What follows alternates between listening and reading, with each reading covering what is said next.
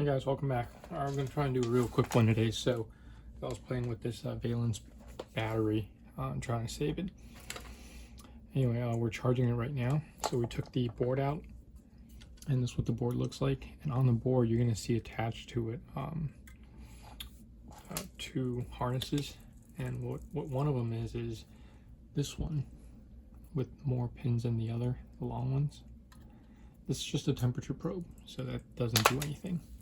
This other one, however, is kind of useful because this is the sensing leads for each of the 4 cells. So this becomes very useful. And to test to see if these cells are functional, let's go and kill our charging.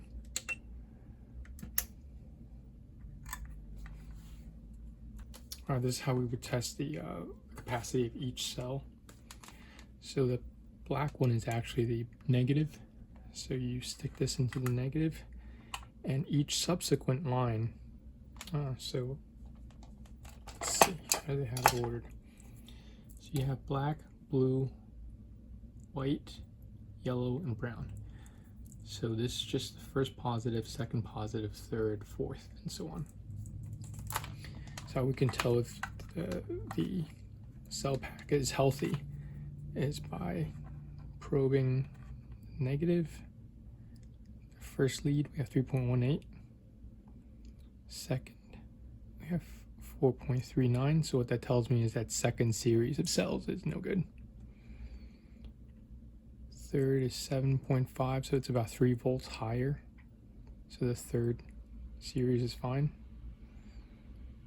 And fourth brings it up to 10. So as you can see, again, the first one is fine. So series number 2 is only about 1 volt. So that tells me that the series of 4 batteries in here, the second one is messed up. And I've been trying to use an active balancer to try and resurrect it.